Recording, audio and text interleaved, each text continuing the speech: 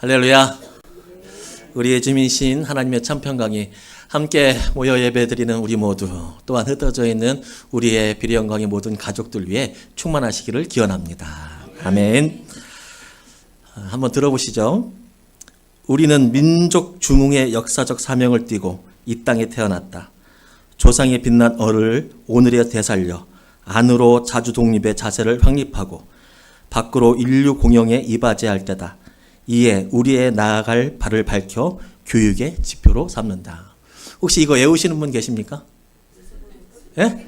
생각은 나죠. 이제 정확한 단어는 모르지만 저도 조금 아는 것 같아요. 저도 외웠던 것 같아요.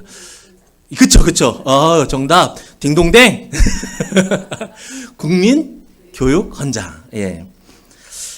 이 국민교육헌장은 1968년 12월 5일에 박정희 당시 대통령께서 발표한 것입니다.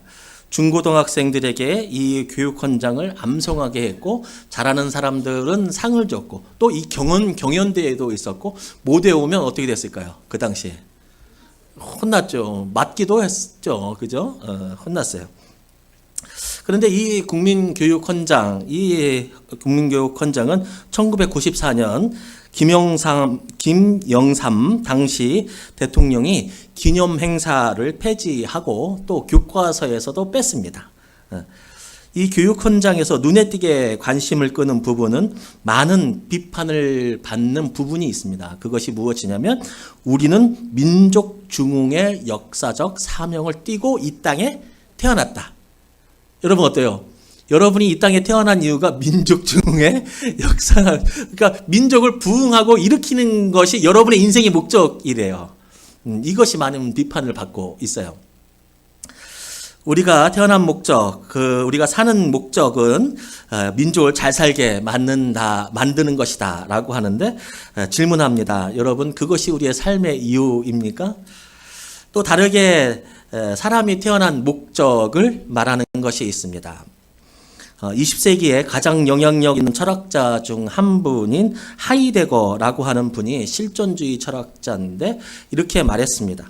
인간은 우연히 세상에 내던져진 존재이고 죽음을 향해 가고 있는 개별적인 존재라고 하는 것을 직시해야 된다. 그러니까 다른 것이 아니고, 쉽게 말하면 내가 여기에 태어났잖아요. 근데 내가 태어나고 싶어서 태어나신 분 없죠? 그러니까 태어난 거예요. 그러니까 어떻게 된 거예요? 던져진 거예요. 이 실존이 먼저라고 하는 거예요. 다른 것들의 목적이 먼저가 아니라 나는 실존하는 거예요. 여기에서 그냥 던져진 존재라고 하는 거예요. 어떤 이유와 목적이 없이 그냥 태어난 거예요. 우리는 한국에 태어났고, 아프리카에 태어났고, 뭐 유럽에 태어났고, 이렇게 그냥 그들의 삶 속에 그냥 태어나도록 던져진 거예요. 어떤 목적이 있다는 것이 아니죠. 여러분 그렇습니까? 질문합니다. 어쩌다 보니 여기에 살고, 어쩌다 보니 우리가 만나고, 어쩌다 보니 이렇게 삶을 유지하고 있습니까? 수많은 사람들, 수많은 지식인들이 이 실존주의 철학에 동의합니다. 우리는 여기에 던져진 것이다. 그래서 이곳에서 의미를 발견하면서 살아가는 것이다. 선후가 바뀌었다라고 하는 것에 동의합니다. 그렇다면 예수 믿는 사람들, 예수를 따르는 사람들, 예수님을 주님으로 인정하는 사람들, 그분들, 우리들은 인생에 어떠한 목적을 가지고 있을까? 오늘 한번 고민해 보길 바랍니다. 우리 4장 1절 말씀 함께 읽겠습니다. 4장 1절 말씀 시작.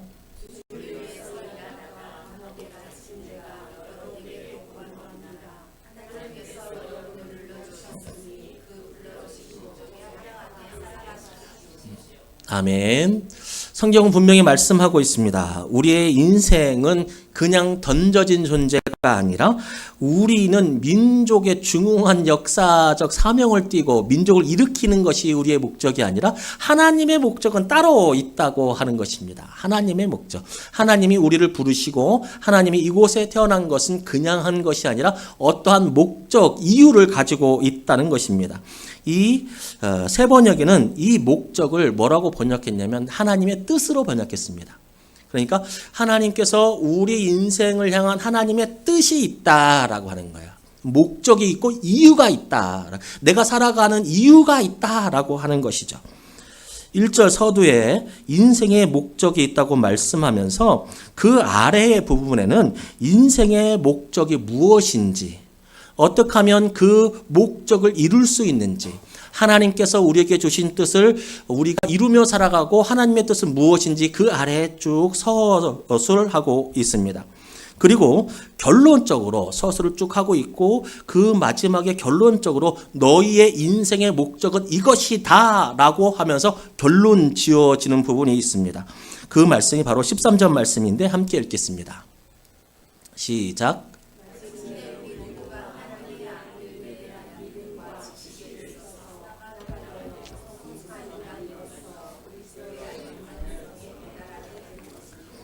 아멘. 어떻게 시작하고 있습니까? 마침내라고 하고 있습니다. 마침내. 마침내는 무슨 결과 그리고 끝을 이야기합니다. 그 전에 말씀의 목적을 이루는 과정이 그 전에 말씀에 나온다면 이 구절은 우리의 인생의 목적을 밝히 드러내고 있습니다. 최종입니다. 마침내 끝이라고 하는 것이죠. 이 말씀에서 알 수 있는 우리의 인생의 목적, 그것은 바로 성숙한 인간으로서 그리스도의 완전성에 도달하는 것입니다. 성숙한 인간이 되는 것, 그리스도의 완전성에 도달하는 것, 그것이 우리의 인생의 목적이고 하나님께서 우리를 향해서 품으신 뜻입니다. 우리는 이 뜻을 가지고 이것을 가지고 살아갈 때 목적을 이루는 삶이 될 것입니다. 우리가 읽은 개역개정은 성숙한 인간을 온전한 사람으로 번역했습니다. 성숙한 인간, 온전한 사람. 하나님은 우리를 부르신 목적이 있습니다. 그것은 온전한 사람이 되는 것입니다. 온전한 사람. 여기에 쓰인 온전이라고 하는 단어도 이 마침내라고 하는 그리고 목표와 목적이라고 하는 뜻을 내포하고 있는데 이 단어의 원형은 목표에 도달하는 것이라고 하는 뜻을 가지고 있어요. 거기서 파생된 단어가 이 온전하게 되다라고 하는 것이죠. 그리고 이 온전하게 되는 것, 이것은 개인의 문제만은 아닙니다. 개인의 문제만을 이야기하고 있지 않습니다. 여러분 오늘 말씀 그 위의 부분과 쭉 한번 보시면 개인의 이야기를 많이 하는지 공동체의 이야기를 많이 하는지 우리는 알 수 있습니다. 공동체의 이야기 맥락이 훨씬 많습니다. 너희들이 이렇게 이루어가야 된다. 개인도 개인이지만 너희의 공동체도 온전하게 이루어야 한다. 이것은 무엇입니까? 하나님께서 우리에게 주신 뜻은 개인이 온전하게 되는 것도 있지만 공동체가 온전하게 되어야 된다. 그래서 그리스도의 완성까지 다다라야 된다라고 하는 것이 우리 교회의 목적과 우리 교회의 존재 이유, 하나님께서 원하시는 뜻인 것을 밝혀주고 있습니다. 그러면 우리의 목적은 하나님께서 우리에게 바라시는 뜻은 온전한 인간, 성숙한 인간이 되는 것인데 어떻게 하면 이 성숙한 인간, 그리스도의 완전한 분량까지 나아갈 수 있을까? 그리고 그 내용은 무엇일까? 온전한 인간은 어떻게 살아가는 것일까? 라고 하는 것이 본문에 나오는데 그 중에 몇 가지를 요약해 보겠습니다. 온전한 인생의 내용과 과정. 첫 번째는 하나됨을 지키는 것입니다. 하나됨을 지키는 것. 오늘 본문은 교회에게 쓴 하나님의 편지입니다. 교회에게 쓴 하나님의 편지라고 하는 것은 이미 성령을 통해서 구원받고 하나님을 아버지로 섬기는 한 형제 자매들에게 쓴 편지라고 하는 것입니다. 세례도 받았고 교회로 모였고 그 당시에 교회로 모인다고 하는 것은 어떤 의미인 줄 아시겠죠? 목숨 걸고 하나님을 믿고 목숨 걸고 세례를 받은 사람들에게 쓴 하나님의 편지입니다. 그래서 3절은 그들에게 이렇게 말씀하고 있습니다. 우리 3절 말씀 함께 읽겠습니다. 시작. 평화의 줄로 여러분을 묶어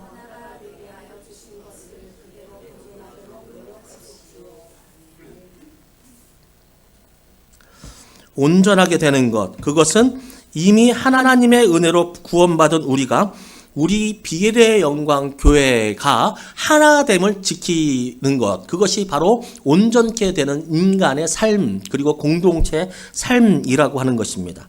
여러분 우리는 하나입니다. 우리는 하나이에요. 하나예요. 이 우리가 하나 된 것은 우리가 하나 되자, 우리가 마음을 모아서 이렇게 하나 된 것이 아니라 성령께서 우리를 하나로 삼아 주셨습니다. 우리의 은혜로 우리가 하나 된 것이 아니라 성령께서 우리를 하나로 만들어 주셨다는 것입니다. 무엇의 결과로? 구원의 결과로. 구원의 결과로. 하나님의 은혜로 우리는 하나가 되었습니다. 그래서 기억하십시오.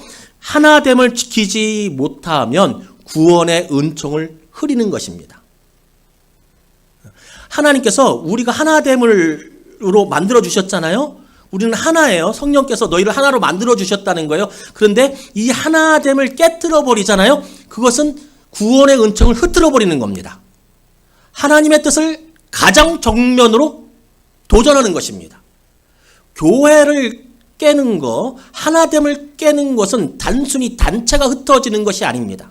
그것은 구원의 은총, 하나됨의 성령의 역사를 거부하는 것입니다. 얼마나 큰 일인지 아시겠죠? 죄일까요? 아닐까요? 죄예요. 하나됨을 깨는 건 죄예요. 2절 말씀 함께 읽겠습니다. 2절 말씀 공동번역으로 시작.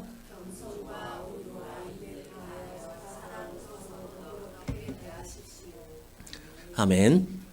하나님께서 성령으로 우리를 하나됨으로 만들어 주셨고 그것을 깨면 죄를 짓는 것이고 구원의 은총을 받은 자로서 그것을 흐트러 버리는 것이기 때문에 죄입니다. 그런데 어떻게 하면 하나됨을 지킬 수 있느냐? 오늘 본문 위에 있는 2절 말씀에 나오는데 겸손과 온유와 인내를 다하여 사랑으로 서로 너그럽게 대해야 된다. 이것을 지켜야 서로 하나됨을 지킬 수 있다라고 말씀하고 있습니다.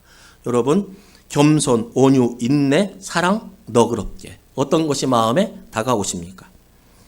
마지막 결론은 이렇게 말하고 있습니다. 사랑으로, 겸손과 온유, 인내를 다하여 사랑으로 마지막에 서로 너그럽게 대하라고 합니다. 너그럽게. 다른 사람의 존재에 대한 너그러움이 있어야 됩니다. 우린 구원받은 사람으로서 내 옆에 앉아있는 사람이 똑같이 구원받은 사람임을 기억하면서 그 사람에게 너그러워야 합니다. 너그러워야 합니다. 이해해야 합니다. 봐주어야 합니다. 받아들여줘야 합니다. 그 너그러움이 없으면 공동체 하나됨을 지킬 수 없습니다. 하나됨을 지키지 못하면 공동체를 깨면 그것은 죄입니다. 너그럽지 못하면 죄로 이어지는 것입니다. 여러분, 너그러워야 합니다. 어떤 사람은 그렇죠. 타인에게는 엄격하고 나에게는 너그럽고 그렇게 살면 되겠어요? 안 되겠어요? 일반 사람들도 그렇게 살지 않아야 한다고 얘기해요. 그런데 보통 어떻게 살아라고 합니까? 나에게는 엄격하고 타인에게는 너그러라고 말합니다. 근데 저는 그것도 성경적이지 않아요. 나에게도 너그럽고 타인에게도 너그럽고 특히 인생을 열심히 하려고 애쓰시는 분이 있어요. 애쓰시는 분들. 근데 그런 분들일수록 신앙생활 하나님께 다가가려고 애쓰시는 분도 있어요. 그런 분들일수록 참 그 안타까운 게 있는 게 뭐냐면 자신에게 너그럽지를 못해요.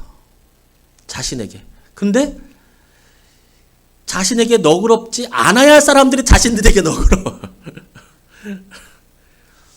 뭘 그래도 되니까 그 정도면 됐죠. 그런 분들은 자신을 좀 엄격하게 대할 필요가 있는데 우리 교우분들은 제가 알잖아요.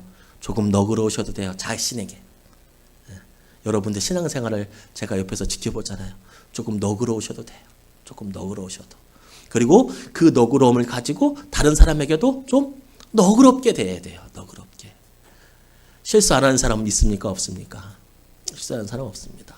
잘못하지 않은 사람 있습니까? 없습니까? 없습니다. 그러나 그것이 아무것도 아닌 조그만 실수라도 문제를 삼으면 큰 문제가 됩니다. 그런데 큰 실수라도 교회 공동체 전체가 서로 책임지려고 하고 그럴 수 있다고 서로 보듬어 주려고 하는 너그러움이 있으면 아무리 큰 실수라도 작은 실수가 되는 법입니다. 이걸 기억해야 합니다. 여러분, 이걸 기억해야 한다고 말씀드리는 이유는 앞에서 말씀한 이유 다시 한번 쫓아가면 뭐냐면 너그럽지 못하면 공동체를 깬다는 거예요. 공동체를 깨는 것은 하나님 앞에서 죄를 진다는 거예요. 너그럽지 못하면 안 되는 거예요. 그냥 여러분 착하게 사십시오. 도덕책에 나오는 너그러움이 아닌 거예요. 너그럽지 못하면 공동체를 유지할 수가 없다니까요. 반드시 너그러워해요. 하나님의 명령으로 생각하셔야 돼요. 너그러워야 돼요. 너그러워야 돼요. 교회를 떠난 신앙은 건강하지 못합니다. 하나님을 아버지로 부르는 사람들은 교회를 어머니라고 부릅니다. 이 어머니와 같은 교회를 유지하기 위해서, 하나됨을 지키기 위해서는 너그러워하는 우리의 삶이 되기를 주님의 이름으로 축복합니다. 두 번째로, 어떻게 하면 온전한 삶에 이룰 수 있는가? 어떻게 하면 우리에게 주신 하나님의 목적대로, 뜻대로 이 땅을 의미 있게 살아갈 수 있는가? 두 번째, 균형 잡힌 성장이 있어야 합니다. 균형 잡힌 성장. 16절 말씀 함께 읽겠습니다. 시작.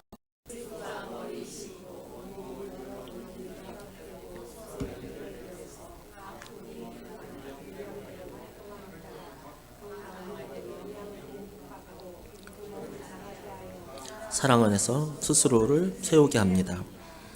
아멘.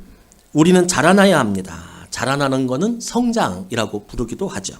우리는 성장해야 합니다. 어떻게요? 머리이신 그리스도 예수님이 주시는 영양분으로, 어떤 영양분? 즉 예수님이 주시는 은혜와 권능과 능력을 통해서 우리는 성장해야 합니다.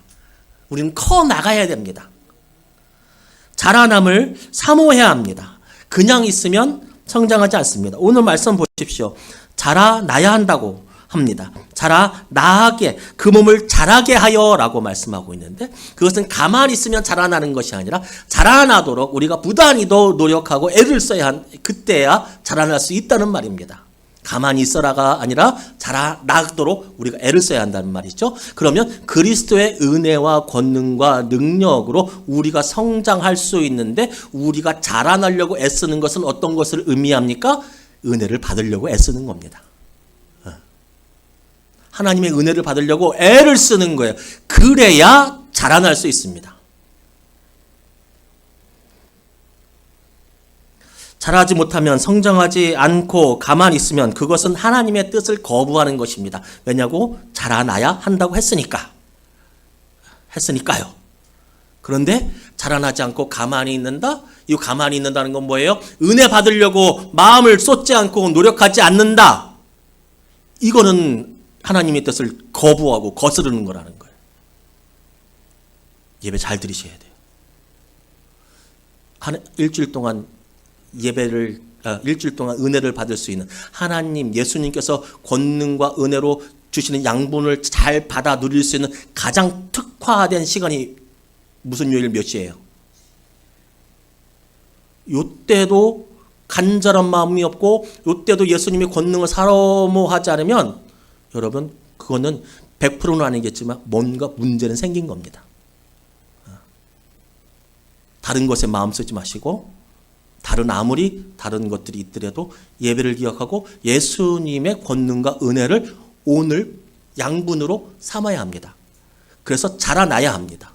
그 사모하는 열정이 있어야 자라나지, 가만히 있으면 자라나지 않습니다. 자라나지 않으면 그 정도만 됐지 하고 끝나면 좋은데, 성경은 말하기를 뭐라고 말해요? 자라나지 않아도 괜찮으니까 그것만 유지하라고 말씀해요? 아니요. 어떻게 해요? 자라나야 한다고 말해요. 자라나지 않으면 뭐 한 거예요? 하나님의 뜻을 거스르는 거잖아요. 그러니까 교회는 성장하지 않으면 무엇을 거스르는 거예요? 하나님의 뜻을 거스르는 거예요. 자라나야 한다고 했잖아요. 그게 온전한 길로 가는 길이라고. 우리는 가만히 있는 삶, 가만히 있어도 된다라고 하는 그런 삶, 그런 인생을 살아서는 안 되겠습니다. 하나님께 칭찬받는 인생, 하나님의 말씀을, 하나님의 뜻을 이루는 인생, 하나님의 목적에 맞게 살아가는 인생이 되어야 됩니다. 그런데 그 자라남은 혼자 자라나는 것은 아닙니다. 혼자. 말씀드렸죠. 오늘 본문은 개인에게 하는 것보다 무엇에 초점을 맞췄다고 했어요? 공동체에 초점을 맞췄어요. 공동체. 우리 한국의 기독교는 개인의 신앙에 굉장히 주목합니다. 그런데 성경에서는 많은 부분에서 정말 개인도 중요하지만 공동체를 특별히 소중하게 생각합니다. 한 사람만, 한 기관만 자라나서는 되는 게 아닙니다. 한 부분만, 교회가 크면 안 됩니다. 균형 있는 성장이 필요합니다. 균형 있는 성장. 팔은 강하고 힘이 센데 달리기를 못하고 제대로 서 있지를 못해요. 다리는 약해요. 여러분, 이거는 성장했다고 볼 수 있습니까? 없습니까? 달리기는 빨라요. 근데 눈이 안 보여. 이건 제대로 성장한 겁니까? 성장하지 못한 겁니까? 제대로 성장한 것이 아닙니다. 눈도 팔도 다리도 장기들도 모두가 균형 있게 성장해야 진짜 성장입니다. 찬양만 잘하고 기도는 안 하고, 찬양은 잘하고 기도는 안 하고, 성장입니까? 제대로 된 성장이 아닙니다. 말씀은 잘 아는데 봉사는 안 해요. 균형 있는 성장입니까? 제대로 된 성장이 아닙니다. 그건 성장이라고도 부를 수도 없습니다. 남선교회는 잘 자라고 믿음 안에서 교제도 하고 예수님을 아는 지식도 있는데, 여선교회는 분열되고 싸우고 험담하고 너그러움이 없고 타인에게는 엄격하고 자신에게는 너그럽고, 이러한 일들이 벌어지면 그것은 교회가 균형 있게 성장하는 것입니까? 그건 성장하는 게 아닙니다. 눈 안 보이는데 달리기 빠른 거랑 똑같습니다. 그건 성장이 아닙니다. 여선교회는 예배와 봉사, 교제와 섬김으로 잘하는데 남선교회가 그것을 방해하고 저 사람들 또 나선다고, 그렇게 하면 균형 있는 성장입니까? 아닙니다. 아니, 그거는 극단적인 거니까. 어떤 한 부서는 못하고 어떤 한 부서는 잘하고, 이것은 극단적인 거니까. 그렇게까지 가지 않더라도 우리 교회 자체가 그냥 성장하려는 마음 없이, 좀 전에 말했던 성장하려는 마음 없이, 자라나려는 마음 없이 그냥 이곳에 머물러서 그냥 이곳에서 예배드리고 있는 것은 어떤 겁니까? 성장입니까? 아닙니까? 아닙니다. 성장이 아니면 하나님의 뜻을 거스르는 것이라고 말씀드렸습니다. 가만히 있는 것은 안 됩니다. 성장은 꼭 규모와 크기를 말하지 않습니다. 아동부가 말씀 안에서 성장하고, 장년부가 성장하고, 예배가 성장하고, 나눔이 성장해야 합니다. 균형을 갖춰야 합니다. 남성교회가 성장하고 여성교회가 함께 성장해야 합니다. 균형 있는 성장이 중요합니다. 성장은 균형을 빼놓을 수 없습니다. 그래서 올 한 해는 남성교회, 여성교회에게 제가 지원을 하려고 합니다. 교회에서. 일종의 지원비를 드리고 그 지원비를 그날에 다 쓰시도록 하려고 합니다. 왜 그렇게 하는지 아시겠죠? 왜 그렇게 하시는지 아시겠죠? 알아요?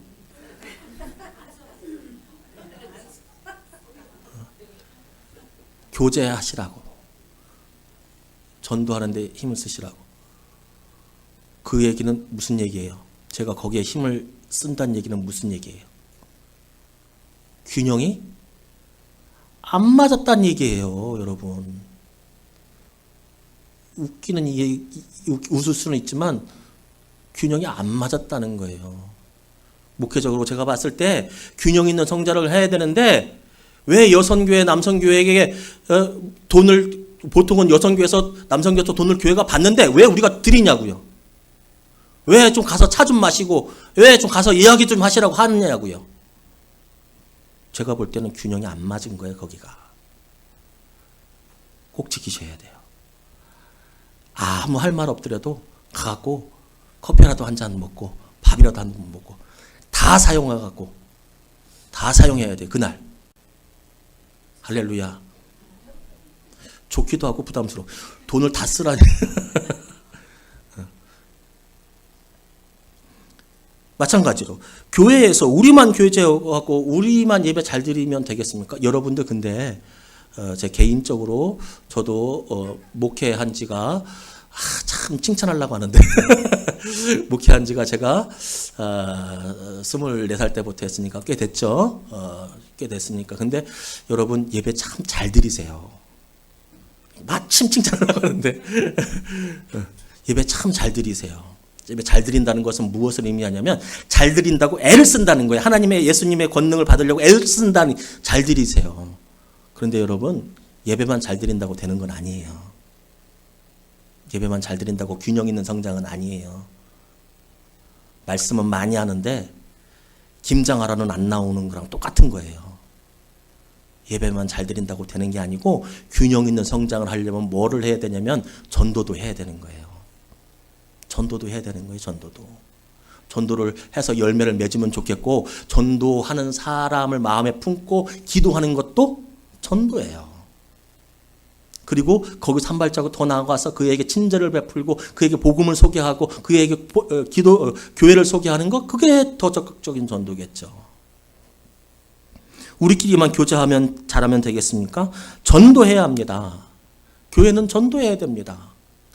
예배만 잘 드리는 것이 아니라 전도하는, 그리고 다 함께 하나님의 나라를 위해서 봉사도 하는, 이게 균형 있는 성장.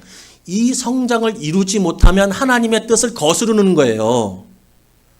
그러니까 우리 교회는 잘 좋다고, 작년에 잘 지냈다고 여기서 머무르잖아요. 그건 하나님의 뜻을 거스르는 거예요. 제가 누누이 얘기하는 거예요. 가만히 있으면 안 돼요. 가만히 있으면 그건 잘하는 게 아니에요. 100점 맞았네. 우리는 100점 맞았으니까 가만히 있자. 아니에요. 그 위에 또가 있어요. 어디까지 가야 돼요? 그래서 잔량성한 분량까지 가야 돼. 가만히 있으면 안 된다니까요. 성장해야 돼요. 근데 균형 있게 성장해야 돼요. 마지막으로 온전한 사람이 되려면 사명을 잘 감당해야 합니다. 우리 11절부터 13절까지 말씀 함께 읽겠습니다. 시작.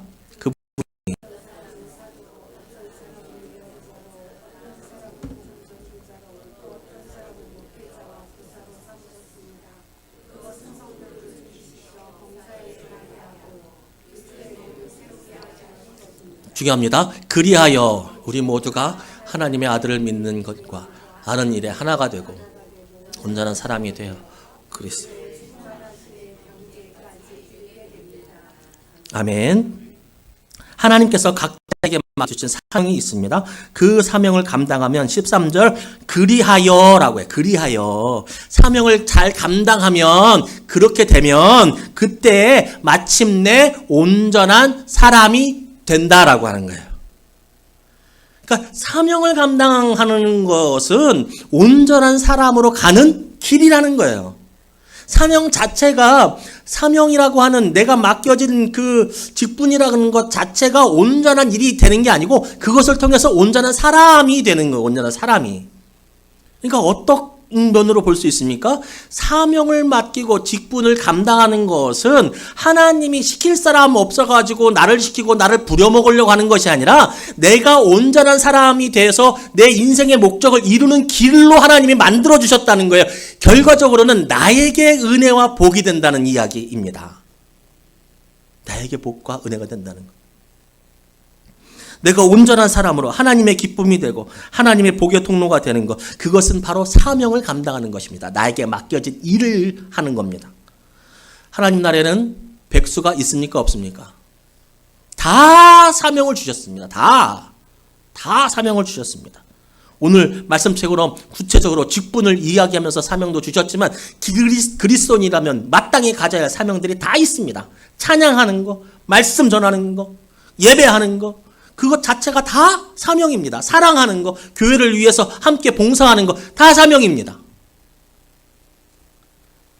직분상 그렇게 오늘 말씀처럼 나눕니다만, 어떻게 나눕니까? 무슨 전도자요? 무슨 목사요? 가르치는 자요? 이렇게 나누고 있지만, 사실 이것도 우리의 삶에 적용시켜보면 직분으로 나눴을 때 이렇게 나누는 거지, 사실은 다 해야 됩니다. 가르치는 사람은 전도 안 해도 됩니까? 목사는 전도 안 해도 됩니까? 사도는 전도 안 해도 됩니까? 다 해야 됩니다. 이거 다 해야 되는 일들이에요, 우리가. 모두가 함께 어우러져서 이루는 것입니다. 전도도 해야 되고, 성경 모르는 자녀들에게 성경도 가르쳐야 되고, 다 해야 되는 거예요, 온전하게. 여러분, 사명을 감당하시기 바랍니다. 하나님께서 주신 사명이 있습니다. 구체적으로는 교회에게 주신 직분의 사명이 있고 맡은 일이 있고, 넓게로는 그리스도인이 가지고 있는, 기본적으로 가지고 있는 사명들이 있습니다. 전도, 예배, 찬양, 이것들을 감당하시기 바랍니다. 왜요? 그래야 우리가 어떻게 된다고요? 온전한 사람으로 갈 수 있다고요. 온전한 사람으로 가는 것은 무엇입니까? 바로 하나님의 뜻을 이루는 일이 되고 하나님의 뜻이 기쁨으로 우리에게 다가온다는 뜻입니다. 여러분, 우리는 내던져진 존재가 아닙니다. 우리는 민족 중흥의 역사를 위해서 태어난 사람들이 아닙니다. 우리는 온전한 사람으로 하나님께 목적이 있게 부름을 받은 사람입니다. 이 온전한 성숙이 있는 사람은 어린아이와 같이 되지 않는다라고 말씀하고 있습니다. 우리 14절 말씀 함께 읽겠습니다. 시작.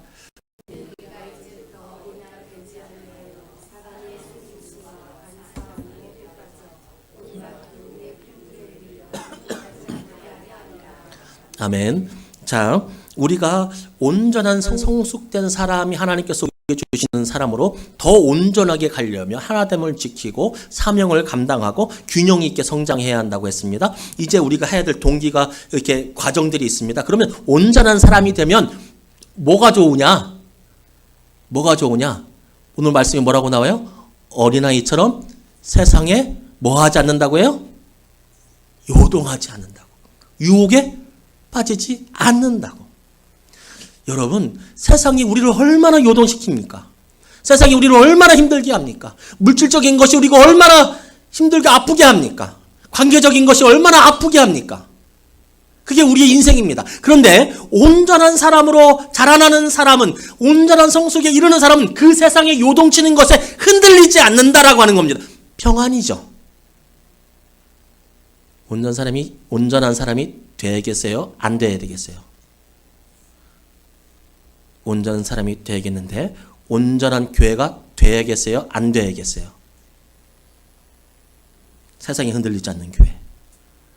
그러면 균형 있게 성장하고 온전한 사람으로 성숙되어야 되는데 우리 교회에 부족한 것은 무엇일까? 각자의 마음속에 하나씩 품고 그것을 지키며 살아갈 수 있는 우리 모두 되기를 주님의 이름으로 축복합니다.